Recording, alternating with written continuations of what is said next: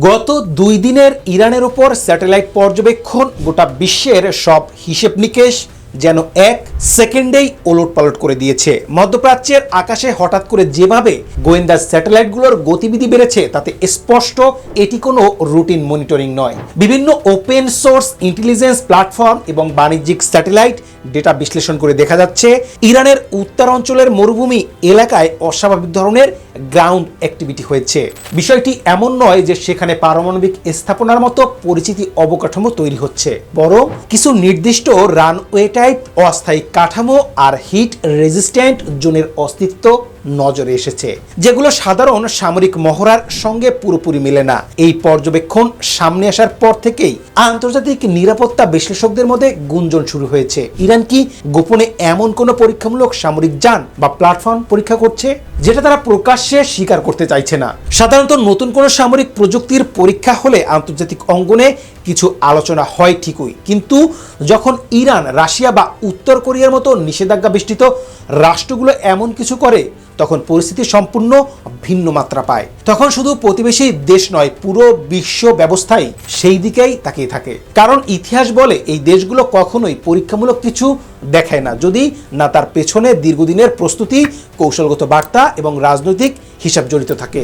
এই রহস্য আরও ঘনীভূত হয়েছে কারণ স্যাটেলাইট ফুটেজ এবং বিভিন্ন লিক হওয়া ভিডিও ক্লিপ বিশ্লেষণ করে কিছু বিশেষজ্ঞ দাবি করছেন ইরানের পরীক্ষিত বস্তুটির গতি ঘন্টায় প্রায় 1200 কিলোমিটারের কাছাকাছি হতে পারে।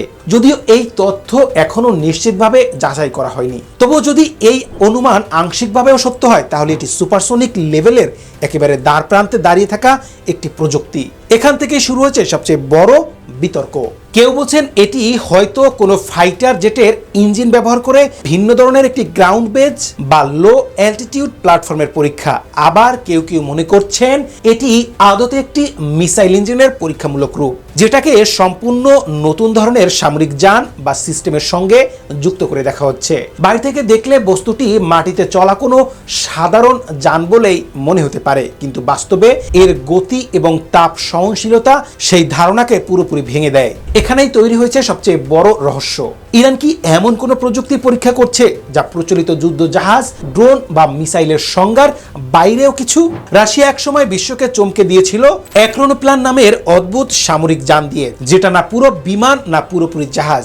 অনেক বিশ্লেষক বলেছেন ইরান হয়তো ঠিক সেই রকম কোনো হাইব্রিড কনসেপ্ট নিয়ে পরীক্ষা চালাচ্ছে, যেটা ভবিষ্যতে যুদ্ধক্ষেত্রে সম্পূর্ণ নতুন সমীকরণ তৈরি করতে পারবে। এই পুরো ঘটনার সঙ্গে আরেকটি বিষয় অঙ্গাঙ্গিভাবে জড়িয়ে গেছে।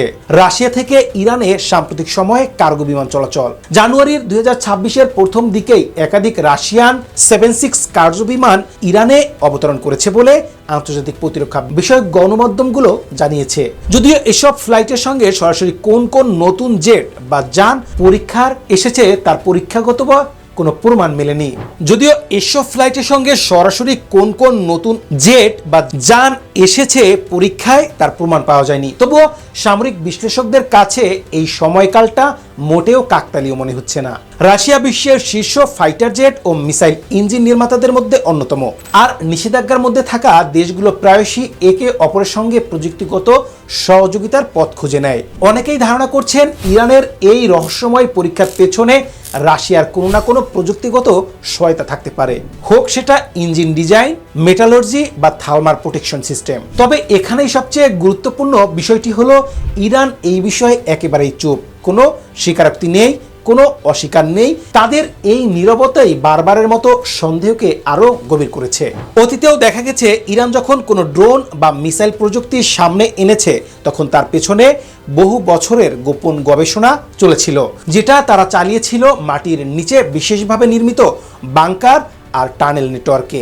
স্যাটেলাইট ইমেজেও অনেক সময় এসব কার্যক্রম স্পষ্ট ধরা পড়ে না, আর সেই কারণেই বাইরের বিশ্ব প্রায়শই শেষ মুহূর্ত পর্যন্ত অন্ধকারে থাকে। এর রহস্যের প্রেক্ষাপটে মধ্যপ্রাচ্যের বর্তমান ভূরাজনীতির বাস্তবতা বিষয়টিকে আরো গুরুতর করে তুলছে। ইসরায়েল দীর্ঘদিন ধরে যুক্তরাষ্ট্রের কাছ থেকে F-35 স্টেলথ যুদ্ধ বিমান পেয়ে আসছে, যা শুধু একটি বিমান নয় বরং প্রযুক্তিগত আধিপত্যের প্রতীক।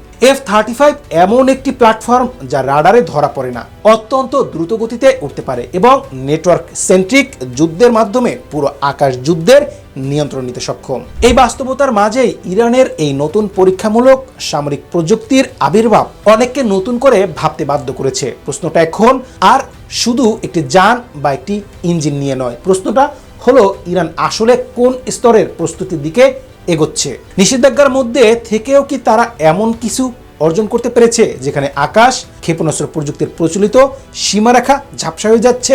এত উচ্চ গতির কোনো পরীক্ষামূলক সিস্টেম তৈরি করা শুধু অর্থের বিষয় নয়, এর জন্য প্রয়োজন দীর্ঘ সময় ধরে গবেষণা, উন্নত মানের উপকরণ, বিশেষ ধাতু, জটিল অ্যারোডাইনামিক ডিজাইন এবং অত্যন্ত শক্তিশালী ইঞ্জিন। এসব একসঙ্গে জোগাড় করা যে কোনো দেশের পক্ষেই কঠিন, বিশেষ করে এমন একটি দেশের জন্য যাকে বছরের পর বছর আন্তর্জাতিক নিষেধাজ্ঞার মধ্যে কাজ করতে হয়েছে। ঠিক এখানেই তৈরি হয়েছে সবচেয়ে বড় প্রশ্ন, ইরান কি সত্যি একা এই প্রযুক্তি তৈরি করতে পেরেছে, নাকি এর জন্য সহযোগিতা পুরোপুরি প্রকাশ্যে আসেনি? আর এই প্রশ্নের উত্তরই নির্ধারণ করবে মধ্যপ্রাচ্যের শক্তির ভারসাম্য আগামী দিকে কোন দিকে যাচ্ছে।